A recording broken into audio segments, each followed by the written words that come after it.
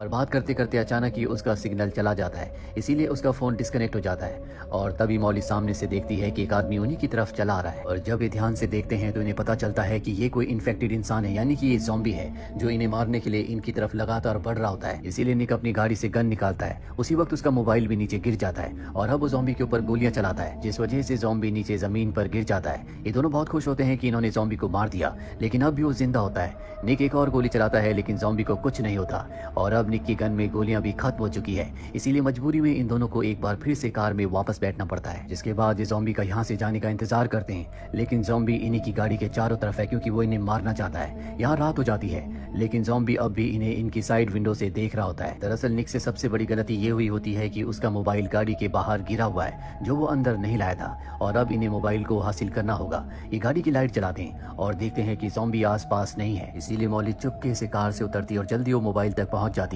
पर तभी वो देखती है कि उस ज़ॉम्बी ने निक के ऊपर हमला कर दिया। वो जल्दी से गाड़ी से अपना सामान निकालकर इस जगह से भाग जाती है और अगली सुबह कवरेज आने के बाद वो निक के उस दोस्त को कॉल करती है जो एयरफील्ड पर उनका इंतजार कर रहा है, जो उन्हें यहाँ से निकाल सकता है। मौली उसे बताती है कि शायद उसे पहुंचने में थोड़ा वक्त लग जाए, उसे उसका इंतजार करना होगा। वो गुस्से से मौली का फोन डिस्कनेक्ट कर देता है और अब मौली को आगे का सफर पैदल ही तय करना होगा। पैदल का जो सफर होता है वो 36 माइल्स का दिखा रहा होता है और वो तय करती है कि वो उस जगह किसी भी हालत में पहुंचेगी और वो पैदल ही आगे बढ़ चलती है। कुछ घंटे चलने के बाद वो देखती है कि कुछ प्लेन्स वहां से उड़कर जा रहे हैं। इस बात से मौली हताश हो जाती है, क्योंकि वो समझ जाती है कि अब एयरफील्ड तक जाने का कोई फायदा नहीं है, क्योंकि प्लेन यहाँ से निकल चुके हैं। वो फिर भी आगे बढ़ती रहती है और रात को एक जगह आग जलाकर बैठ जाती है, जहाँ बैठे बैठे वो अपने बेटे को भी याद कर रही होती है। और तभी उसकी आंख लग जाती है। इतने में वहाँ पर एक ज़ॉम्बी आता है जो उसके ऊपर हमला करता है, लेकिन मौली किसी तरह से अपना सामान उठाकर उस ज़ॉम्बी के ऊपर हमला करके वहाँ से एक चट्टान के ऊपर चली जाती है, जहाँ पर ज़ॉम्बी नहीं आ पाता। सुबह होने पर वो देखती है कि ज़ॉम्बी अब भी उसके आसपास ही है। वो किसी तरह से अपना सामान लेकर वहाँ से भागने लगती है। ज़ॉम्बी अब भी उसका पीछा कर रहा होता है, लेकिन ज़ॉम्बी बहुत स्लो होता है, इसीलिए वो उस तक इतनी आसानी से नहीं पहुंच सकता। हालांकि मौली उसकी तरफ पत्थर फेंक कर उसे यहाँ से जाने के लिए भी कहती है, लेकिन वो बिना जवाब दिए लगातार उसकी तरफ बढ़ता चला जाता है। और अब एक बार फिर से रात हो जाती है। मौली एक चट्टान के ऊपर जाकर रात बिताती है। मौली को पता है कि ज़ॉम्बी स्लो होते हैं, वो चट्टान के ऊपर नहीं चढ़ पाते, इसीलिए वहाँ पे सुरक्षित है। सुबह जब वो उठती है तो एक बार फिर से उसे निक के दोस्त का कॉल आता है। वो कहता है कि तुम्हारे पास कल सुबह तक का वक्त है। कल सुबह अगर तुम एयरफील्ड तक नहीं पहुंची तो हम यहाँ से निकल जाएंगे।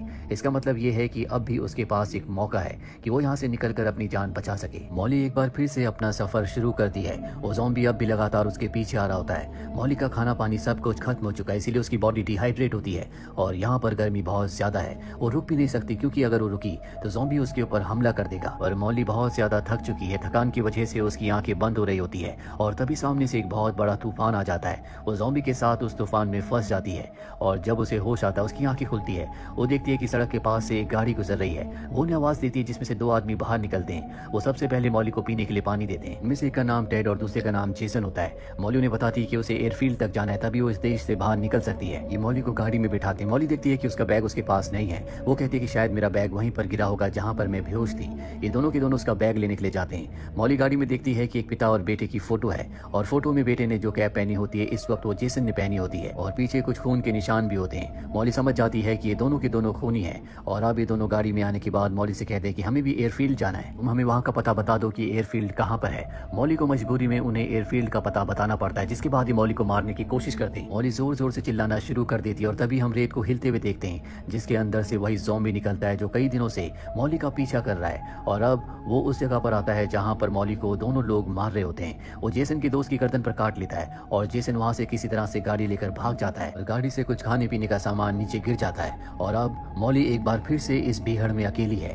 उसके पीछे अब भी वो ज़ॉम्बी आ रहा होता है। उसे समझ नहीं आता कि उसे उस ज़ॉम्बी के ऊपर विश्वास करना चाहिए या नहीं, क्योंकि उसने उसकी जान बचाई है। पर सच तो यह है कि वो एक ज़ॉम्बी भी है। मौली को यहाँ पर सामान खींचने में बहुत परेशानी हो रही होती है। दरअसल उसके पास एक एयरबोट भी होती है जो गाड़ी से गिरी थी और अब वो उस ज़ॉम्बी पर भरोसा करती है। वो ज़ॉम्बी के गले में उस बोट को बांध देती है, जिसमें वो सामान भी रख लेती है और धीरे धीरे आगे बढ़ना शुरू करती है।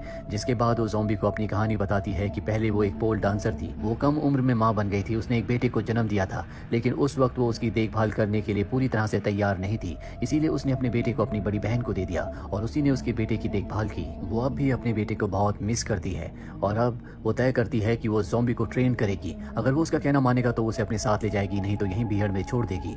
और जल्दी वो ज़ॉम्बी उसका कहना मानना शुरू कर देता है। ये दोनों के दोनों हाईवे तक पहुंच जाते हैं, जहां पर मौली अब गाड़ी का इंतजार कर रही है ताकि जल्द से जल्द वो एयर बेस तक पहुंच सके। और तभी कुछ कुछ मिलिट्री की गाड़ियां आती है, वो ज़ॉम्बी को छुपा देती है क्योंकि उसे पता है कि अगर सोल्जर्स ने ज़ॉम्बी को देख लिया तो वो उसे मार देंगे, और खुद वो गाड़ियों के आगे खड़ी हो जाती है, जिसके बाद सोल्जर्स उस पर गन तान देते हैं। मॉली कहती है कि मैं इन्फेक्टेड नहीं हूँ, मैं पूरी तरह से ठीक हूँ, और तभी वो ज़ॉम्बी बाहर निकल जाता है, जिसे देखकर सोल्जर उस पर गोली चलाने लगते हैं, लेकिन मॉली उन्हें मना करती है। फिर भी एक सोल्जर उसे गोली मार देता है, जिसके बाद उस ज़ॉम्बी को बहुत गुस्सा आ जाता है। मॉली उसे शांत करने की कोशिश करती है, लेकिन इसी बीच वो ज़ॉम्बी उसकी उंगली पर काट लेता है, जिसका मतलब ये है कि वो जल्द ही इन्फेक्टेड हो जाएगी। पर इससे पहले कि इन्फेक्शन उसकी पूरी बॉडी में फैलता, वो भी एक ज़ॉम्बी बन जाती। वो अपनी उस उंगली को काट देती है, और अब यहाँ से एक बार फिर से वो ज़ॉम्बी के साथ आगे बढ़ना शुरू कर देती है। ज़ॉम्बी अब बहुत ज्यादा थक चुका है। तभी मॉली अपने सामने देखती है जहाँ पर उसे एयरबेस दिखता है, जहाँ से वो उस देश से बाहर निकल सकती है, जहाँ पर निक का दोस्त उसका इंतजार कर रहा है। ज़ॉम्बी इतना ज्यादा थक चुका होता है कि वो वहीं सड़क पर लेट जाता है। मॉली को पता है कि वो बहुत ज्यादा दर्द में है, उसे मुक्ति देनी होगी, इसीलिए वो ज़ॉम्बी को मार देती है और यहाँ से अकेले आगे बढ़ती है। जल्दी वो निक के दोनों दोस्तों तक पहुंच जाती है, जहाँ पहुंचने के बाद अब वो मैक्सिको आराम से जा सकती है, जहाँ पर ज़ॉम्बीज नहीं है। लेकिन यहाँ से मैक्सिको के लिए निकलने से पहले वो लॉस वेगस अपनी बहन को कॉल करती है, जहाँ पर उसका बेटा भी है। कॉल को उसका बेटा उठाता है, जो बहुत ज्यादा डरा हुआ होता है। वो कहता है कि मुझे घर पर बंद किया गया है, घर के बाहर चारों तरफ ज़ॉम्बीज हैं जो मुझे मारना चाहते हैं। और अब वो अपने बेटे के लिए बहुत ज्यादा चिंतित होती है। वो समझ जाती है कि उसकी बड़ी बहन शायद इन्फेक्टेड हो गई है या वो मारी जा चुकी है।